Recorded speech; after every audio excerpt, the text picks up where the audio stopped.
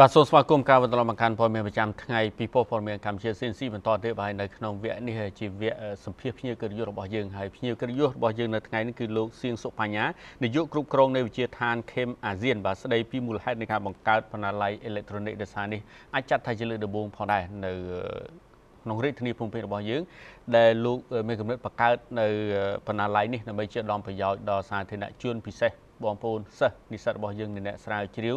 អាចទៅស្វាស្វែងរកឯកសារនិងគ្រឿងឧបទេសផ្សេងបន្ថែមទៀតបាទចាំមិនឲ្យខែពីយូខ្ញុំបាទសូមផ្ដើមទៅតែម្ដងបាទជាបឋមខ្ញុំបាទសូមជម្រាបសួរលោកសុបញ្ញាបាទសូមជម្រាបសួរបាទសូមអរគុណយ៉ាងជ្រាលជ្រៅដែលលោកបានចំណាយពេលមានតម្លៃក្នុងការអញ្ជើញតបតាមកម្មវិធីព័ត៌មានពេលថ្ងៃនេះបាទជុំវិញរឿងនេះមូលហេតុអ្វីដំបូងដែលនាំឲ្យលោកបង្កើតនៅបណ្ណាល័យនេះឡើងដោយសារលោកមើលឃើញពីអត្ថប្រយោជន៍យ៉ាងម៉េចដំបូងឡើយបាទជាបឋមខ្ញុំធ្លាប់បានទៅសិក្សានៅបរទេសបាទហើយគួបផ្សំជាមួយនឹងនិន្នាការនៃពេលបច្ចុប្បន្ននេះគឺយុវជនរបស់យើងនឹងចូលចិត្តប្រើបច្ចេកវិទ្យាច្រើនហើយខ្ញុំឃើញថាមានបច្ចេកវិទ្យាដែលអាចផ្ដល់ប្រយោជន៍ទៅដល់ការសិក្សារបស់និស្សិតយើងឲ្យគាត់សិក្សាកាន់តែមានប្រសិទ្ធភាពនឹងមានច្រើនក៏ប៉ុន្តែនិស្សិតរបស់យើងមួយចំនួនគាត់អត់សូវបានចាប់អារម្មណ៍ទាញយកនឹងមកប្រើអញ្ចឹងនិស្សិតកម្ពុជាភាគច្រើនគាត់ចង់ទៅបន្តការសិក្សានៅបរទេសប៉ុន្តែតាមពិសោធន៍របស់ខ្ញុំថាបើសិនជាយើងចេះប្រើប្រាស់សម្ភារៈទាំងអស់ដែលមាននៅលើអ៊ីនធឺណិតនោះឲ្យបានល្អគាត់អាចសិក្សានៅកម្ពុជាបានដោយមិនចាំបាច់ទៅសិក្សានៅបរទេសបើសិនជាទៅវាកាន់តែល្អហើយក៏ប៉ុន្តែបើគ្មានឱកាសទៅយើងអាចប្រើប្រាស់ material ទាំងអស់នឹងបានអញ្ចឹងជាគោលគំនិតសំខាន់របស់យើងគឺយើងប្រមូលធនធានទាំងអស់ដែលមាននៅលើអ៊ីនធឺណិតនេះយើងចងក្រងវាឲ្យមានរបៀបរបបមានរចនាសម្ព័ន្ធច្បាស់លាស់អញ្ចឹងទៅគឺនិស្សិតរបស់យើងគាត់អាចប្រើប្រាស់វាដោយមានប្រយោជន៍និងមានប្រសិទ្ធភាពបាទរបៀបដាក់ឯកសារក្នុងបណ្ណាល័យព្រោះយើងនៅបណ្ណាល័យសភៅយើងឃើញរបៀបរៀបជា file ជាឯកសារអញ្ចឹងបាទរវាងសភៅមានការប្របាក់លោកបញ្ញាបាទបច្ចុប្បន្ននេះនិស្សិតរបស់យើងមួយចំនួនគាត់មិនហាក់បីដូចជាមិនសូវចង់អានសភៅប្រហែលនេះបើតាមខ្ញុំសង្កេតមើលហើយបើសិនជានៅក្នុងបណ្ណាល័យទៀតមិនសូវឃើញគាត់ទៅប្រហែលនេះប៉ុន្តែបើសិនជាយើងមានបច្ចេកវិទ្យាអាចឲ្យគាត់ប្រើបាននៅពេលណាដែលគាត់ចង់ប្រើនឹងមានទាំងរូបភាពមានទាំងអីទៀតគាត់ប្រកាសជាចាប់អារម្មណ៍អញ្ចឹងហើយបាទខ្ញុំឃើញថាបើសិនជាសភៅឧទាហរណ៍ថាបើយើងរៀបប្រព័ន្ធច្បាស់លាស់នៅក្នុងបណ្ណាល័យនៅតាមបណ្ដាប្រទេសមួយចំនួនគឺយើងវាយលេខកូដទៅយើងអាចរកសភៅនឹងឃើញនៅកន្លែងណាអញ្ចឹងលឿនប៉ុន្តែបើសិនយើងប្រើបច្ចេកវិទ្យាដែលយើងមាននេះគឺបណ្ណាល័យអេឡិចត្រូនិកនេះគឺយើងអាចរកបានកាន់តែលឿនជាងនឹងទៀតខ្ញុំឧទាហរណ៍ថាបើសិនជាយើងចង់សិក្សាស្វែងយល់ពីរបៀបធ្វើបទបង្ហាញជាសាធារណៈឲ្យមានប្រសិទ្ធភាពបាទរបៀបឡើងធ្វើបទបង្ហាញអញ្ចឹងឲ្យមានប្រសិទ្ធភាពហ្នឹងអញ្ចឹងយើងអាចចុចទៅរកអានឹងតែម្ដងមានចំណងជើងរបស់វាយើងចុចទៅនៅក្នុងនោះគឺមានវីដេអូច្រើនមែនទែនដែលបង្ហាញតាំងពីការចាប់ផ្ដើមទៅយើងទៅរៀបចំយ៉ាងម៉េចរៀបចំខ្លួនយ៉ាងម៉េចនៅពេលដែលយើងធ្វើបទបង្ហាញហ្នឹងយ៉ាងម៉េចបាទយើងមានវីដេអូនៅក្នុងនឹងតែម្ដងដើម្បីបង្ហាញគាត់ហើយសំខាន់ជាងនោះទៀតគឺយើងមានឯកសារយើងហៅ practice exercise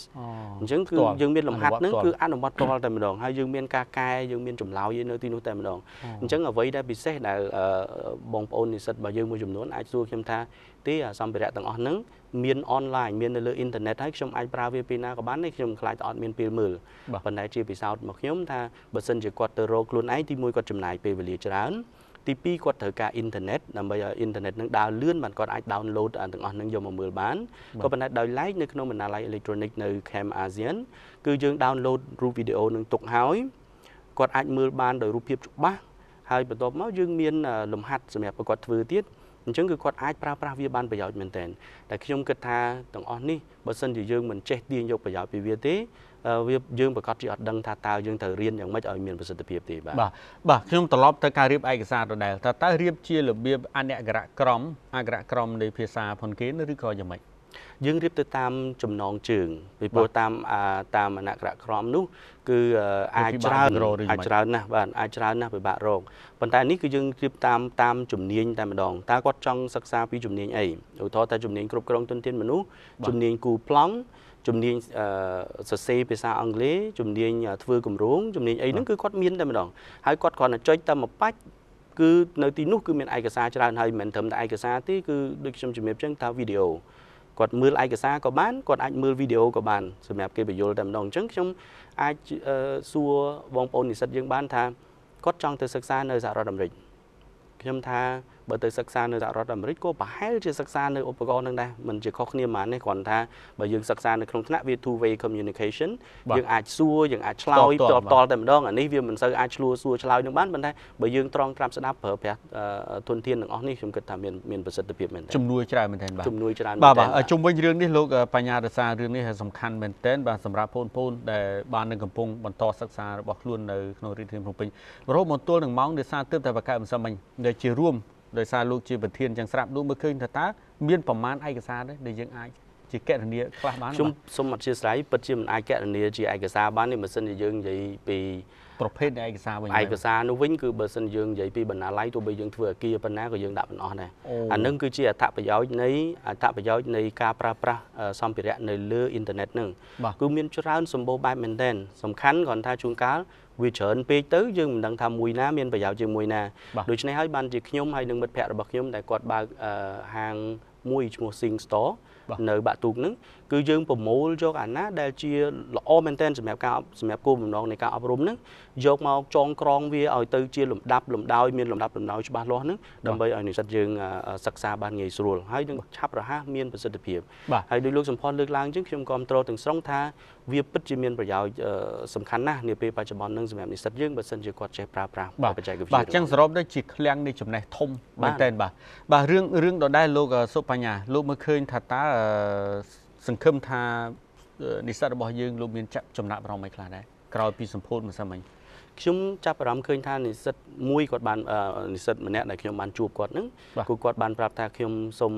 អរគុណមែនទែនដែលបានបង្កើតនៅបណ្ណាល័យនេះសម្រាប់ពួកយើងខ្ញុំពីព្រោះខ្ញុំដឹងថានៅ Camp ASEAN ទោះបីជានៅតូចក៏ប៉ុន្តែអ្វីក៏យើងមានដែរនៅទីនោះសម្រាប់បម្រើឲ្យគោលបំណងនៃការសិក្សាទាំងពីកន្លែងនិស្សិតសម្រាប់ទាំងពីកន្លែងនិស្សិតស្រាវជ្រាវទាំងពីកន្លែងអាហារដ្ឋានសម្រាប់គាត់ទទួលញ៉ាំអញ្ចឹងគឺមានទាំងអស់តែម្ដងហើយខ្ញុំមិនអាចទាន់ដឹងថាតើនិស្សិតយើងនឹងអាចប្រើប្រាស់វាបាននៅក្នុងកម្រិតណាទេប៉ុន្តែខ្ញុំជឿជាក់ថាដោយសារតែនេះគឺជាវិធីសាស្ត្រថ្មីមួយនៅក្នុងការបង្រៀននិងលើកទឹកចិត្តឲ្យនិស្សិតខ្មែរយើងនឹងគាត់ស្រឡាញ់ការអានហើយនឹងស្រឡាញ់ការតាមដាននៃការសិក្សាពង្រីកចំណេះដឹងគាត់នឹងដោយយើងបង្កើតជាវីដេអូជាជាងការអានសៀវភៅសុទ្ធសាធដែលគាត់និស្សិតមួយចំនួននោះមិនសូវជានិយមដូច្នេះខ្ញុំគិតថានេះនឹងបំពេញបន្ថែមឲ្យគាត់ទៀតនៅក្នុងការសិក្សារបស់គាត់បាទសូមអរគុណលោកបញ្ញាបាទត្រឡប់ទៅមួយរឿងទៀតរឿងបញ្ហាដដែលហ្នឹងដោយសារតែនេះជាមានន័យថាប្រហែលជាថ្មីហើយសម្រាប់បងប្អូននិស្សិតបាទរឿងបណ្ណាល័យអេឡិចត្រូនិកបាទហើយយើងសង្ឃឹមថាទៅមុខទៀតនឹងអាចបរិយាខ្លួនដោយសារតែនៅឆ្នាំក្រោយនេះចុងឆ្នាំ2015ទីផ្សាររបស់អាស៊ានចាប់ផ្ដើមពង្រីកខ្លួនហើយយើងក៏ស្ថិតនៅក្នុងនោះដែរអញ្ចឹងក្នុងនាមលោកជាអ្នកគ្រប់គ្រងរូបនៅក្នុងរង្វង់ផ្នែកអប់រំនឹងដដែលលោកមើលឃើញថាតើនឹងត្រូវមានចក្ខុវិស័យយ៉ាងម៉េចទេហើយត្រូវបរិយាខ្លួនយ៉ាងម៉េចដើម្បីឲ្យស្របទៅតាមចរន្តការងារនាពេលខាងមុខបាទជាការត្រឹមត្រូវណាស់លោកសំផស្សសហគមន៍សេដ្ឋកិច្ចអាស៊ានយើងរំពឹងថានឹងអាចសម្រេចបាននៅក្នុងចុងឆ្នាំ2015នេះនៅពីនោះយើងអាចរំពឹងថានៅក្នុងក្របខ័ណ្ឌនៃសមាហរណកម្មសេដ្ឋកិច្ចហ្នឹងគឺមួយនោះគឺការលំហូរដោយសេរីនៃពលកម្មជំនាញនៅពីនោះយើងរំពឹងថាពលកម្មជំនាញរបស់កម្ពុជានឹងអាចទៅធ្វើការនៅបរទេសបាន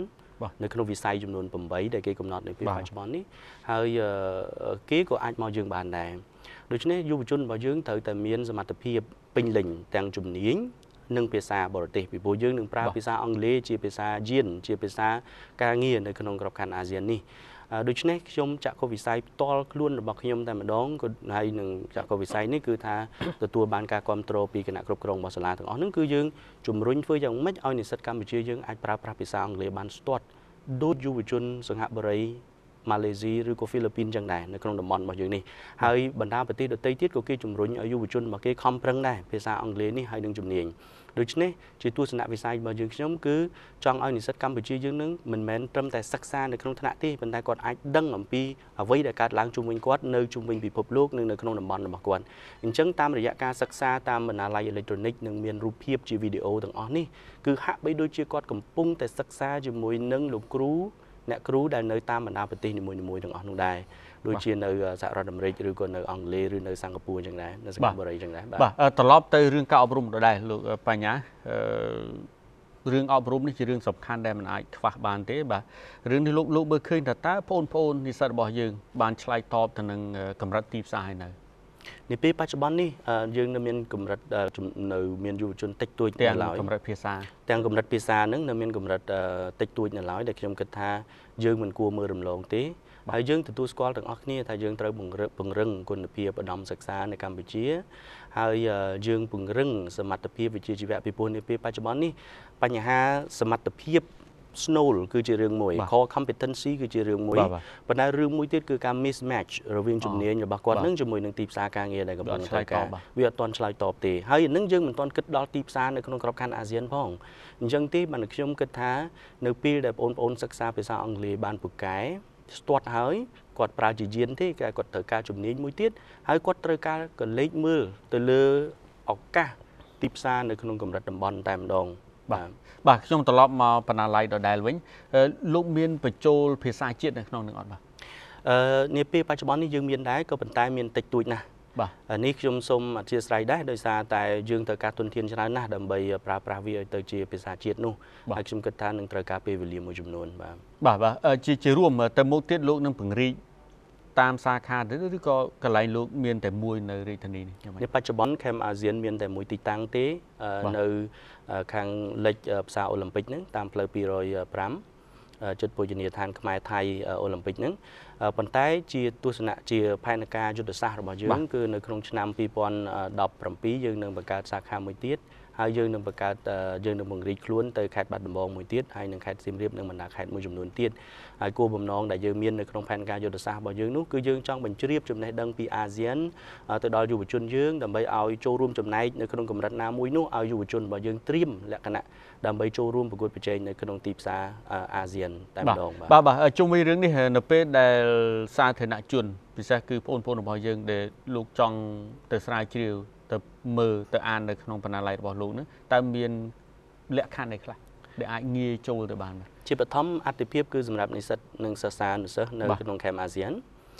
ទី2គឺយើងបើកស្វាគមន៍ចំពោះសិស្សនិស្សិតទាំងអស់សាធារណជនទាំងអស់ដែលមានចំណាប់អារម្មណ៍ទៅសិក្សានៅទីនោះលក្ខខណ្ឌងាយទេគឺគាត់គ្រាន់តែបង្ហាញអត្តសញ្ញាណរបស់គាត់ពីព្រោះយើងដើម្បីធានាសុវត្ថិភាពនិងសន្តិសុខសម្រាប់អ្នកទាំងអស់គ្នានៅទីនោះគាត់បង្ហាញអត្តសញ្ញាណរបស់គាត់ឧទាហរណ៍គាត់និស្សិតអញ្ជើញមកពីណាអញ្ចឹងទៅយើងស្វាគមន៍យើងបើកទូលាយសម្រាប់ពួកគាត់ដែលមានបំណងចង់សិក្សាស្វែងយល់ហើយយើងមានអ្នកជំនាញរបស់យើងគឺ IT assistant របស់យើងនៅ on standby សម្រាប់ guide គាត់ស្រួលទៀតបើសិនជាគាត់អត់ទាន់យល់ជាការពិតបើសិនជាគាត់ជាសិស្សនៅ Camp ASEAN គាត់មានការណែនាំមានការតម្រង់ទិសច្បាស់ហើយចំពោះឯកសារទាំងអស់ហ្នឹងដោយឡែកអ្នកដែលមកពីខាងក្រៅចាំបាច់ត្រូវតែមានការណែនាំបាទចំពោះការប្រើប្រាស់ហ្នឹងបាទដោយសារតែរឿងនេះយើងមិនអាចខ្វះបានទេព្រោះការរៀននៅក្នុងថ្នាក់វាជាផ្នែកមួយប៉ុន្តែរឿង support ឯកសារឧបត្ថម្ភឯកសារដើម្បីទ្រទ្រង់ឲ្យយើងកាន់តែមានកម្រិតទូលាយគឺបណ្ណាល័យដែរហើយជុំវិញរឿងដដែលលោកមើលឃើញថាតើបណ្ណាល័យនៅប្រជាជាតិកម្ពុជាយើងពិសេសនៅរាជធានីភ្នំពេញនេះដែលជាបណ្ដុំបណ្ណាល័យគួរតែពង្រីកទៅតាមខេត្តដែរឬទេឬក៏យ៉ាងម៉េចបាទហើយឆ្លើយតបទៅនឹងទីផ្សារយើងហើយនៅនឹងតម្រូវការរបស់មហាជនគេថាបើសិនជាសាលាមួយឬក៏សាកលវិទ្យាល័យមួយដែលអត់មានបណ្ណាល័យមិនមែនជាសាលាទេឬក៏មិនមែនសាកលវិទ្យាល័យទេហើយបណ្ណាល័យនេះវាមានការវិវត្តហើយពីព្រោះថាឯកសារយើងនៅតែត្រូវការក៏ប៉ុន្តែខ្ញុំជឿថាការពេញនិយមនោះគឺប្រកាសជារឿងការអានឯកសារនៅលើទំព័រអ៊ីនធឺណិតឬក៏អនឡាញនេះតែម្ដងដែលពេញនិយមហើយខ្ញុំឃើញថាមានបណ្ណាល័យយើងបង្កើតធំច្រើនប៉ុន្តែនិស្សិតរបស់យើងនឹងចូលចំនួនតិចណាស់នេះគឺជាការពិតដែលមិនអាចបដិសេធបានទេហើយទម្លាប់អាននោះក៏នៅមានកម្រិតទៅទៀតអញ្ចឹងទេយើងត្រូវតែជំរុញ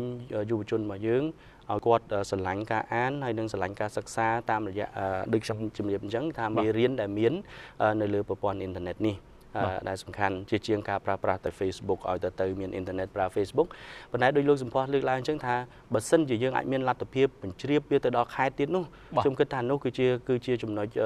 សំខាន់មែនទែនជាយុទ្ធសាស្ត្រពីព្រោះបើសិនជាសួរខ្ញុំថាតើនិស្សិតកម្ពុជារបស់យើងនឹងត្រៀមលក្ខណៈប្រកួតប្រជែងដោយស្មើមុខនិងស្មើសមត្ថភាពជាមួយគ្នានៅក្នុងក្របខ័ណ្ឌអាស៊ានខ្ញុំអាចជម្រាបបានថានិស្សិតនៅក្នុងទីក្រុងភ្នំពេញមួយចំនួនប្រហែលជាអាចទៅបានក៏ប៉ុន្តែ ដោយឡែកយុវជនរបស់យើងនៅតាមខេត្តនោះគឺជាចំណុចដែលយើងត្រូវព្រួយបារម្ភបាទដែលត្រូវពង្រឹងបន្តទៅទៀតបាទបាទជុំវិញរឿងនឹងដដែលចុះឧទាហរណ៍ថាបើយើងចង់បានឯកសារនឹងអាច copy ចម្លងមកបានអត់លោកបញ្ញាចំពោះចំណុចនេះខ្ញុំសូមបញ្ជាក់ដែរថាយើងអាច copy បានក៏ប៉ុន្តែខ្ញុំត្រូវសុំការអនុញ្ញាតពីដៃគូរបស់ខ្ញុំនៅ Sing Store មិញដែរដែលខ្ញុំគិតថាអញ្ចេះខ្ញុំគិតថាបើសិនជានិស្សិតនឹងគាត់មាន laptop ផ្ទាល់ខ្លួនបាទអញ្ចឹងគាត់អាច copy យកឯកសារនឹងទាំងអស់ទៅប៉ុន្តែដោយគាត់បង់ឲ្យគេក្នុងរយៈ1ឆ្នាំ$20អញ្ចឹងបើសិនជាយើងគិតជាចំនួនចំណាយក្នុងមួយថ្ងៃវិញប្រហែលជាមួយថ្ងៃ100រៀល200រៀលទេប៉ុន្តែសម្ភារៈហ្នឹងគឺគាត់អាចមើលបាននៅពេលណាដែលគាត់ចង់មើលខ្ញុំឧទាហរណ៍ថាគាត់ចង់ដឹងថាភាពជាអ្នកដឹកនាំមុខជំនាញភាពជាអ្នកដឹកនាំតែធ្វើម៉េចដើម្បីឲ្យខ្លាយទៅជាអ្នកដឹកនាំម្នាក់ដែលអាចចាត់ចែងការងារបានអាចគ្រប់គ្រងសភាពការងារបានទូលំទូលាយអញ្ចឹងបើគាត់គិតពីការរៀនគាត់ត្រូវកន្លែងរៀនណាក៏ប៉ុន្តែឥឡូវបច្ចេកវិទ្យាវាមានសម្បូរបែបអញ្ចឹងយើងគាត់ទៅយក file ឯកសារហ្នឹងទៅវាមានវីដេអូរាប់រយនៅក្នុងហ្នឹងហើយនឹងមានឯកសាររៀនសិក្សានៅក្នុងហ្នឹងទៀតអញ្ចឹងគាត់អាចស្ដាប់នៅពេលណាដែលគាត់ចង់ស្ដាប់ឧទាហរណ៍តែគាត់រវល់ការងារច្រើនមួយថ្ងៃទល់មួយថ្ងៃអញ្ចឹងគាត់មានទនេតែមួយថ្ងៃ1ម៉ោងទេមុនចូលគេងម៉ោង9ទៅដល់ម៉ោង10យប់គាត់អាចមើលការងារហ្នឹងចឹងគាត់អាចសិក្សាពីហ្នឹងបានដោយចំណាយមួយថ្ងៃតែ100ឬក៏200រៀលលុយខ្មែរទេបើសិនជាយើងគិតទៅមិនច្រើនទេប៉ុន្តែបើសិនជាយើងមិនចេះប្រើប្រាស់អាហ្នឹងទេខ្ញុំគិតថាវាជាការខ្ជះខ្ជាយមែនទែនបាទដល់ឡែករឿងមួយទៀតលោកសុបញ្ញារសាលោកមានសាវតាជាអ្នកបកប្រែស្រាប់អញ្ចឹងរឿងចាក់បន្តិចប៉ុន្តែក្នុងរង្វង់នៃបណ្ណាល័យដដែលមានឯកសារស្ដីអំពីដំណើរនៃការបកសម្រាប់បងប្អូនសិក្សាលើមុខវិជ្ជានេះទេបាទ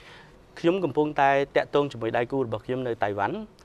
មាន software មួយ software នោះគឺគេប្រើពេញនិយមនៅតៃវ៉ាន់តែខ្ញុំត្រូវសិក្សាលម្អិតថាតើវាអាចយកមកប្រើប្រាស់នៅកម្ពុជាយើងបានសមស្របឬទេក្នុងបរិបទរបស់យើងsoftware នោះគឺអាចឲ្យយើងរៀនយើងនិយាយយើងអាចរៀនបកប្រែនៅក្នុងនឹងតែម្ដងបាទរៀនបកប្រែបានលឿនហ្នឹងចំណុចមួយដោយសារវាភ្ជាប់ជាមួយនឹងក្រុមហ៊ុនបកប្រែរបស់ខ្ញុំមួយទៀត Bridge International ហ្នឹងអញ្ចឹងខ្ញុំចង់បណ្ដុះបណ្ដាលអ្នកបកប្រែនៅកម្ពុជាព្រោះខ្ញុំមិនអាចនៅក្នុងវិស័យនេះបានយូរទេខ្ញុំបាននៅមួយរយៈឥឡូវខ្ញុំបានចាក់ចេញពីនោះអាហ្នឹងតកតងនឹងការបកប្រែមួយទៀតនៅក្នុង software នឹងដែរអនុញ្ញាតឲ្យសាលាអាចទូរស័ព្ទទៅសិស្សទាំងអស់ដែលសិក្សាជាមួយយើងនឹងជាភាសាអង់គ្លេសអញ្ចឹងយើងរៀនបន្សាំគាត់ទៅនឹងបរិយាកាសប្រើប្រាស់ភាសាអង់គ្លេសតាមទូរស័ព្ទក៏ដូចជាការនិយាយគ្នាជាធម្មតាអញ្ចឹង software ហ្នឹងក៏យើងនឹងបំពាក់នៅក្នុងបណ្ណាល័យរបស់យើងដែរបាទនេះយើងកម្រងទៅមុខទៀតយើងកម្រងទៅមុខទៀតបាទប៉ុន្តែពេលនេះមិនទាន់ដំណើរការនៅឡើយប៉ុន្តែយើងនឹងចាប់ផ្ដើមធ្វើនៅក្នុងពេលត្រឡប់ទៅដៃគូរបស់លោកវិញថាតើមុននឹងឈានដល់បណ្ណាល័យអេឡិចត្រូនិកលោកមានសហការជាមួយដៃគូខាងក្រៅស្រុកប្រធានណាខ្លះបាទទី1គឺយើងសហការជាមួយមិត្តភ័ក្តិរបស់ខ្ញុំនៅ Sing Store ហ្នឹងដែលខ្ញុំជំរាបខាងដើមដោយសារគាត់ធ្លាប់ទៅរៀននៅអូស្ត្រាលីគាត់រៀនបានជោគជ័យណាស់នៅទីនោះជាមោទនភាពមួយសម្រាប់ប្រទេសខ្មែរនិងយុវជនយើងដែរគាត់ប្រកែហើយគាត់ខ្ញុំសហការមួយគាត់ទី1នៅក្នុងស្រុកទី2ខ្ញុំសហការជាមួយនឹងដៃគូរបស់ខ្ញុំនៅ University Technology Sydney ដែលខ្ញុំស្នើសុំគាត់ឲ្យចែកចម្លែកនៅបណ្ណាល័យ Electronic របស់គាត់ដើម្បីឲ្យយើងអាចស្រាវជ្រាវមើលឯកសារនៅទីនោះបានអញ្ចឹងជាទូទៅអ្នកដែលសិក្សាគាត់មានចិត្តទូលាយណាស់គាត់មានចិត្តទូលាយគាត់ចង់ឲ្យអ្នកទាំងអស់គ្នានឹងអាចក្រេបជញ្ជក់នៅចំណេះដឹងនឹងបានឲ្យតែយើងគោរពទៅតាមគោលការណ៍របស់គេមួយចំនួនគេសប្បាយរីករាយនឹងចែករំលែកជាមួយយើងបាទជាចុងក្រោយសល់ពេលតែ1នាទីទៀតលោកសុបញ្ញាតែលោកមានអ្វីផ្ដាំផ្ញើដល់បងប្អូនរបស់យើងថាត្រូវប្រឹងពង្រឹងខ្លួនយ៉ាងម៉េចព្រោះឥឡូវបណ្ណាល័យយើងមានហើយយើងធ្វើម៉េចបាទខ្ញុំគិតថានេះគឺជាយុគសម័យមួយដែលយុវជនរបស់យើងមានឱកាសពេញបរិបូរណ៍សម្រាប់ការអភិវឌ្ឍខ្លួនគាត់ខុសពីសម័យរបស់បងសុផុសហើយនឹងខ្ញុំពេលដែលទៅសិក្សាភាសាអង់គ្លេសពិបាកណាស់មិនដឹងទៅរកណាបាននេះប៉ុន្តែឥឡូវយើងមានសម្ភារៈទាំងអស់នេះយើងមានការរៀបចំបានយ៉ាងល្អមែនទែនមានទាំងម៉ាស៊ីនត្រជាក់សម្រាប់គាត់អង្គុយសិក្សាយ៉ាងស្រួលយ៉ាងល្អទៀតប៉ុន្តែសំខាន់ឲ្យគាត់ចេះប្រើប្រាស់នៅកម្មវិធីទាំងអស់នេះដើម្បីជាប្រយោជន៍របស់គាត់អញ្ចឹងដោយសារលោកសុផុសបានផ្ដល់ឱកាសនិងកិត្តិយសឲ្យខ្ញុំនៅពេលនេះខ្ញុំសូមធ្វើការអំពាវនាវនិងជម្រាបទៅដល់យុវជនរបស់យើងថាឲ្យមេត្តាចាប់យកជំនាញខ្លួនឯងឲ្យបានច្បាស់ហើយជំនាញនេះបើអ្នកទាំងអស់គ្នាកំពុងរៀននៅមហាវិទ្យាល័យហើយអ្នកទាំងអស់គ្នារកមើលការរៀនបន្ថែមទៀតនៅលើ online resources នេះដែលខ្ញុំគិតថាមានប្រយោជន៍មែនទែនសម្រាប់ពួកគាត់ហើយអាចអញ្ជើញសាកល្បងទៅ Camp ASEAN មើលទៅទីនោះយើងនឹងស្វាគមន៍អ្នកទាំងអស់គ្នាទាំងអស់ឲ្យអញ្ជើញទៅទីតាំងនៅឋានៈទីតាំងគឺទៅតាមផ្លូវ205អគារលេខ 18B តាមផ្លូវ205ហ្នឹងគឺ នៅខាងត្បូងភោជនីយដ្ឋានខ្មែរថៃអូឡ িম্প ិកតែ50 ម៉ែត្រទេបាទនៅលើផ្លូវនឹងតែម្ដងបាទជាចុងក្រោយខ្ញុំបាទសូមអរគុណចំពោះលោកសុបញ្ញាជានាយកប្រការដែលលោកបានចំណាយពេលវេលាដ៏មានតម្លៃក្នុងការអញ្ជើញចែករំលែកនៅចំណេះដឹងនៅបទពិសោធន៍មួយចំនួនពិសេសគឺបណ្ណាល័យអេឡិចត្រូនិកនេះអាចចាត់ថាជារឿងមួយដ៏ប្រពៃមែនទែនសម្រាប់បងប្អូនយុវសិស្សនិងយុវនិស្សិតរបស់យើងដែលអាចស្រាវជ្រាវរួមមួយលើទាំងសាធារណជននិងក្រុមអ្នកស្រាវជ្រាវអញ្ជើញទៅស្រាវជ្រាវបានព្រោះថាការសិក្សាគឺថាត្រូវតែមានឯកសារជាចាំបាច់ក្នុងការស្រាវជ្រាវព្រោះនោះយើងអាចចាត់ថាជាឃ្លាំងនៅចំណេះមួយដ៏សំខាន់ផងដែរនៅបណ្ណាល័យអេឡិចត្រូនិកនេះដោយសារតែពេលវេលាយើងមានកំណត់ត្រឹមប៉ុណ្ណេះពីកម្មវិធីសូមអរគុណសូមជម្រាបលាបាទ